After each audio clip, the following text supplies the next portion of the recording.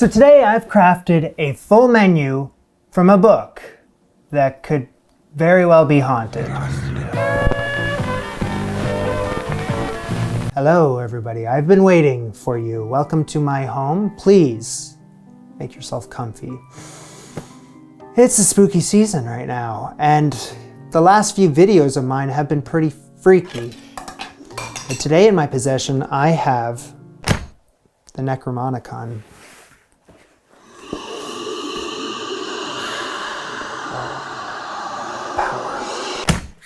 It's a cookbook called Treasury of Great Recipes from the horror movie icon Vincent Price, master of the macabre and a foodie. He wrote this book with his wife, Mary Price, so we got to give a shout out to her too. It's not so much recipes by them, more a collection of their favorite dishes from restaurants all over the world, like during their travels. I first discovered that this cookbook was completely possessed because of the fish aspic.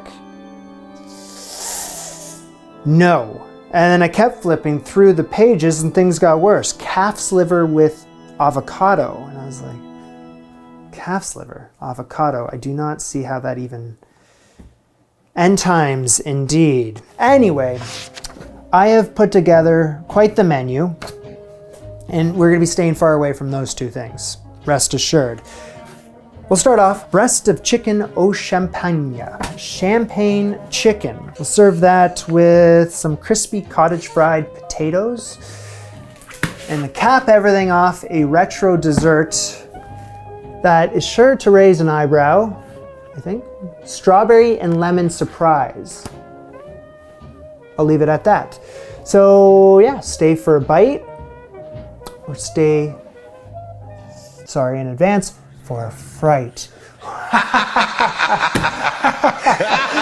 Okay. All right, today's episode sponsored by Helix Sleep, who sent me something that I never realized that I needed until I actually slept on it. It's this premium memory foam topper. Contours around your body rather than like giving you that sinking feeling. Also, it's got this thing called glacial text, which essentially cools you by pulling the heat from you. I figured that it would just make my old mattress a little more comfortable, but it's made a pretty big difference. It's soft, it's cool, I'm not waking up in the middle of the night uncomfortable.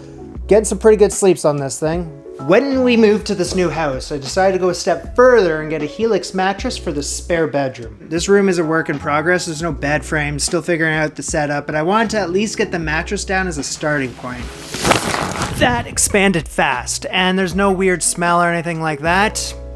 I could just sleep on the floor like this, but I won't, because this is for company and there's some work that needs to be done here. At least I can now rest easy knowing there's a good mattress in this room for whoever ends up sleeping on it. Helix has a short quiz on their site that matches you to the right mattress for how you sleep. Firm, soft, hot sleeper, all that stuff. It takes about a minute and they ship it straight to your door. And right now they're running their fall savings event, which is 20% off site-wide. So head over to helixsleep.com/anti-chef. That's helixsleep.com/anti-chef, or click the link below. Genuinely comfortable and easy to set up sleep stuff that does exactly what it's supposed to do.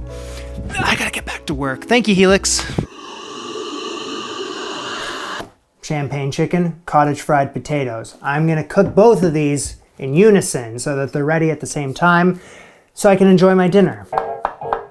Let's go with the champagne chicken prep first. I need half a pound of mushrooms, most of them sliced. I have two larger mushroom caps. I'm just gonna pop the top. These will be for garnish. I got two chicken breasts here, pretty standard really.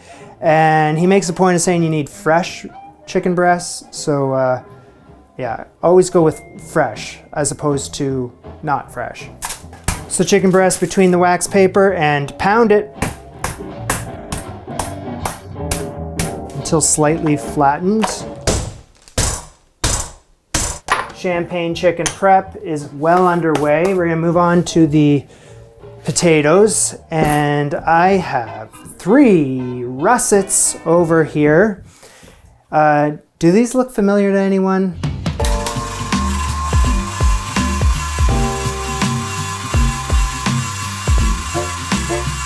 Now I kept these in a cold water bath in the fridge overnight So they have been storing in water so that they wouldn't brown. He says, do not wash the potatoes. This was important enough for the chef to write out in capital letters. Duly noted, but I didn't want these potatoes to go to waste, and I chose this recipe today solely on the fact that I had these potatoes ready. So I am going to proceed, even though it says in big bold letters not to do what I'm about to do. I mean, is it washing the potatoes if they're stored in cold water? They're not like sliced and stored in cold water, they're just whole. Maybe a little bit of a murky water situation? Maybe not, I don't know. That is what I'm choosing to do though, so I stand by my decision. I'm going to use the mandolin for this because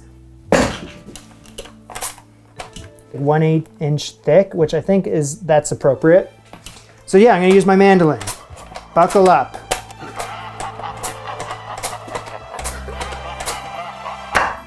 This is what I do. I take half a potato and I just run it through. Must be careful, of course. And then when it gets a little stubby, it goes onto that. Can be the most dangerous item in the kitchen, but if you have already hurt yourself in the past, you make a point of not trying to hurt yourself again. And that's exactly what I'm doing right now. So,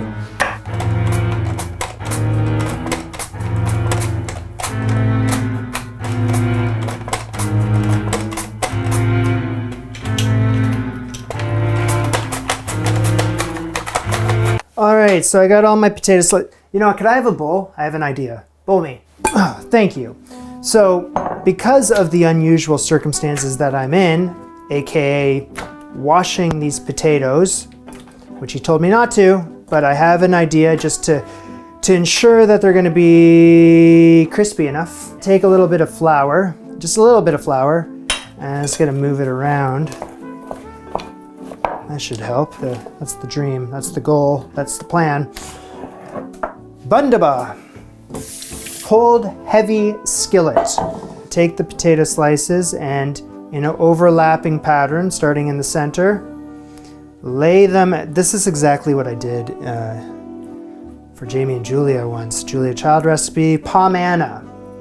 It was like exactly like this. You just exactly. Okay, so first of all, I know better than that. I'm gonna take some of the clarified butter that I made.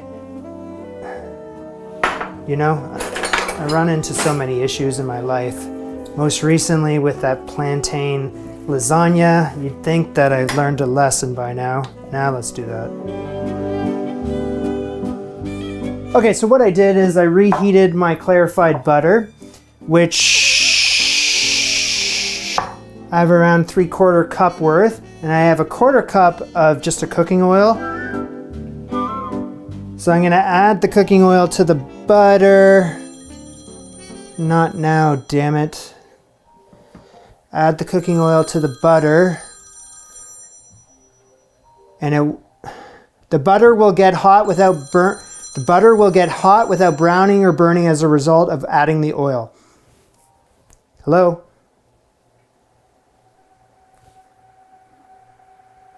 Hello? Anyone there? Hello, Jamie. What's your favorite scary recipe?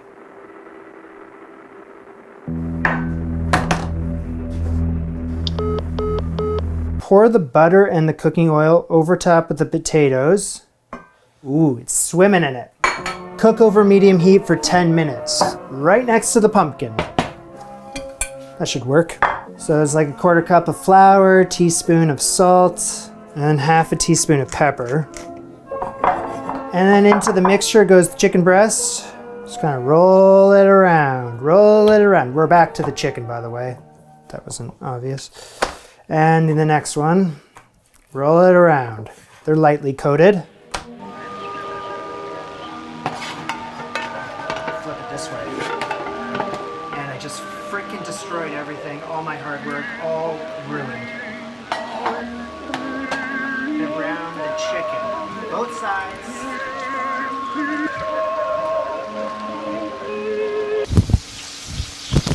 Is this thing on? I just realized that the microphone wasn't on the entire time I've been over here, so let me just give you a quick update. I lightly browned the chicken on each side in half a cup of butter. It was a lot of butter, but that's because I'm doing the full recipe of everything besides the chicken breast. The chicken breast, half the recipe, the sauce and everything that's about to happen in this pan, full recipe. So I'm gonna keep the chicken warm. I'll come back to this. Okay, let's talk potatoes because this was something. I had them cooking in the cast iron skillet to start for 10 minutes. And after 10 minutes, they just weren't even cooked through even remotely. Like on the top surface, they were all cold. So nothing was sticking together. It had nothing to do with washing the potatoes. It just wasn't cooking all the way through. It was 10 minutes and those are a lot of layers. It's not enough time. So I flipped them from this pan into this pan. So now it's been a total of 20 minutes in the pan and I think things are starting to come together, but I'm gonna do another flip. I think if you just go for it, dude, it's really, really fatty. Look at all that freaking fat. Okay, this is one of those dishes that's just not sticking together. In the pan that was browning the chicken goes the mushrooms. Coat them in the butter. Holy hell, it's hot. It got hot in here. The mushrooms cooking in the butter on a medium heat. Cover. After 10 minutes, you gotta remove the mushrooms. And then you wanna drain whatever remaining fat is in the pan. I'm gonna try to do something here.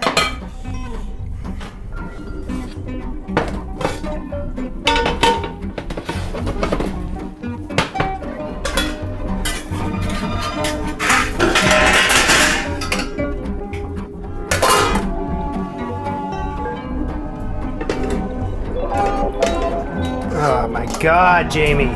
Okay, so these potatoes are not turning out at all, really. That looks nice, but that was on the bottom. I know a lot of it has to do with me. All of it does. I know it's not sticking together, but at the same time, it's not cooking all the way through the potatoes either. It's just not enough time, I don't think. I don't freaking know. 10 minutes per side is all the cookbook says. So it's just not working. And I'm gonna try this in a new pan with a new formula and see what sticks. Hopefully the potatoes.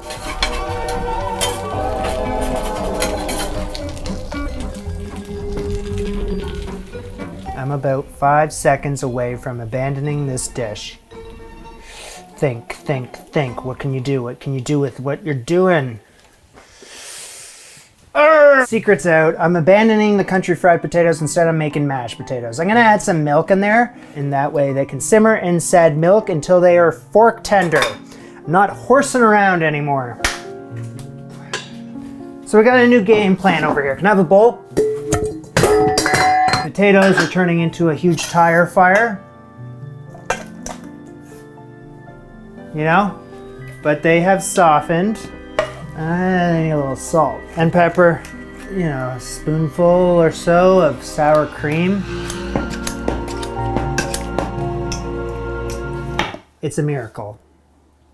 All right, so now that the potatoes are sorted, kind of, I'm gonna add in my mushrooms, which I was never really supposed to take out of the pan. I did so because I was just confused at the time. It was the damn potatoes. Honestly, those potatoes, honestly. I have it on a medium heat. I'm gonna add in that's a cup of heavy cream. That is a cup of heavy cream. A little clumpy in parts, but whatever. Clumps never stopped me before. Let's proceed. I bring the cream up to a simmer. So I've been looking forward to this moment all freaking day. This is the champagne. I got some nice stuff, some veuve to celebrate the occasion. It doesn't come around too often. Champagne chicken. I feel like that's what Vincent would have wanted too. Yeah, so I got a nice bottle and I'm gonna have a great time. I know it. You know, champagne for my real friends, and I'm a real pain for my sham friends. Let's do this. Here's a 1/4 cup of champagne. That's all I need, a 1/4 cup. I'm gonna drink the rest. So I'm gonna bring that up to a rapid boil. All right, it's happening. And it's gonna reduce down till it's a creamy consistency. I'll get a glass. Nice. Question of the day, white plate or a black plate? White plate would make more sense in terms of like everything. But because we're going with the spookier vibe, beautiful looking chicken there. Ooh. And then I got 2 sauteed mushroom caps. Take your eye off the sauce for freaking 1 second and it starts to... All right, just get it out of the pan. Get it out of the pan ASAP. That goes on top of the chicken. The mashed potatoes. Chopped parsley for the win. Order up!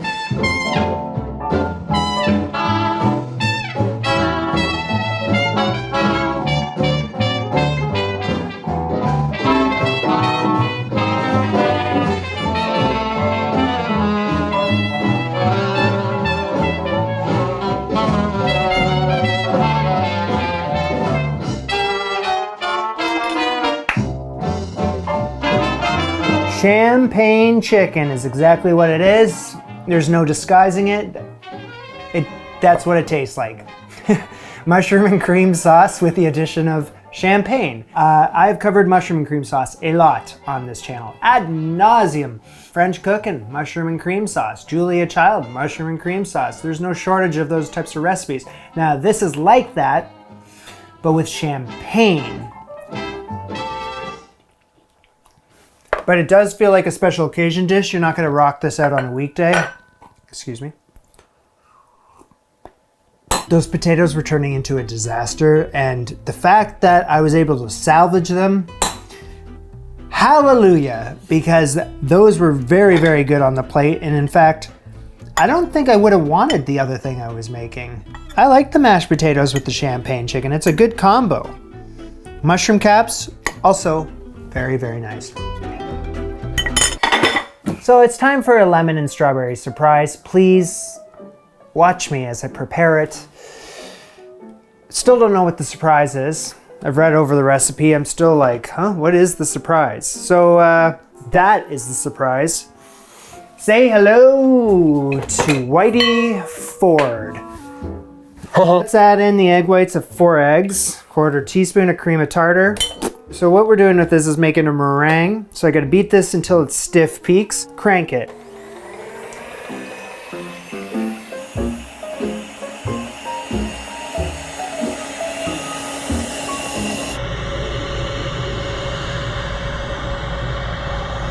All right, we got some stiff peaks over here. I'm gonna gradually add in 3 cups of sugar.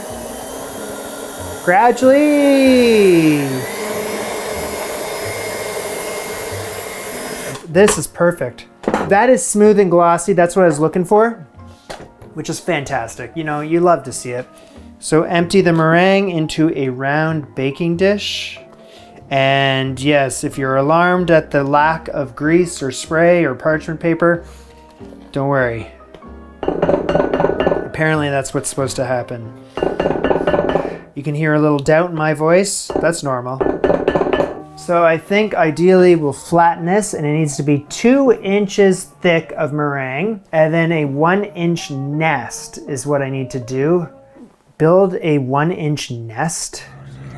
A nest.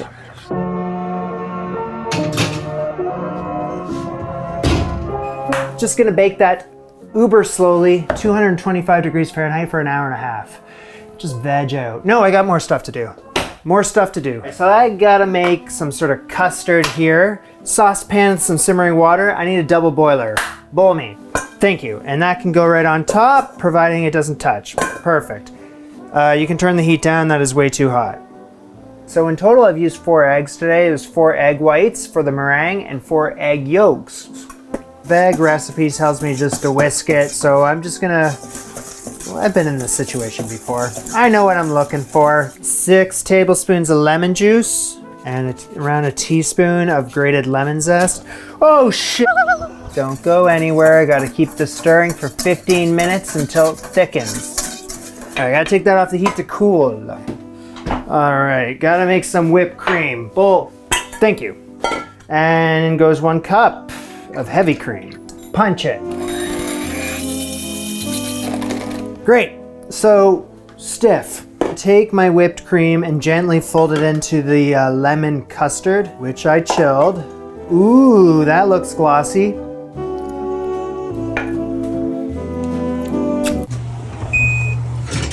That's done. Besides my thumbprint when I took it out of the oven, that looks fantastic. Now I kept this thing in the oven with the door ajar for like the last few hours to cool down completely. Now I gotta place the lemon custard into the nest, but there's gonna be more than can fit in the nest. And now it says I need to chill this for a whopping 24 hours, but I don't know if his custard's a different consistency or what, but mine is truly perfect in my eye. Chilled whipped cream added to a chilled custard. The meringue is the...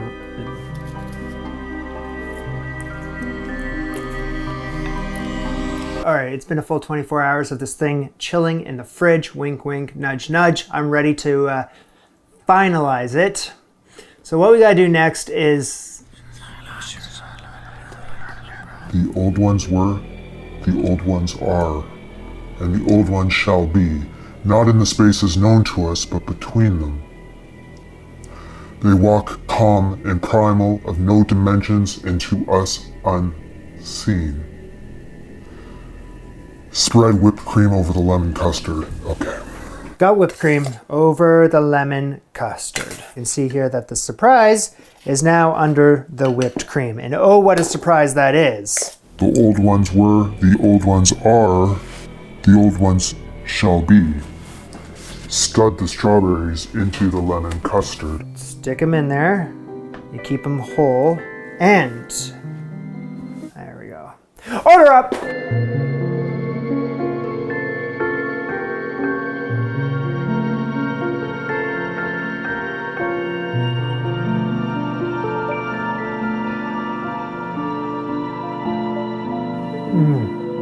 Oh my God.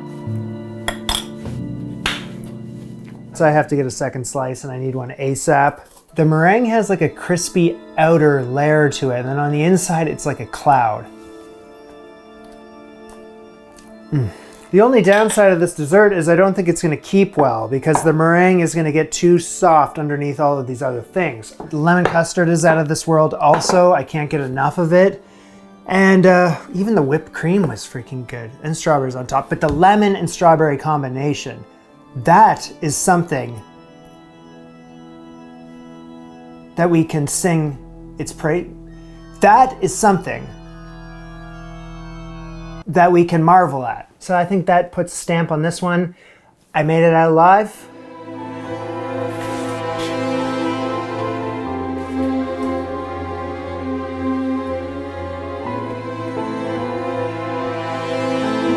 Your wish is my command.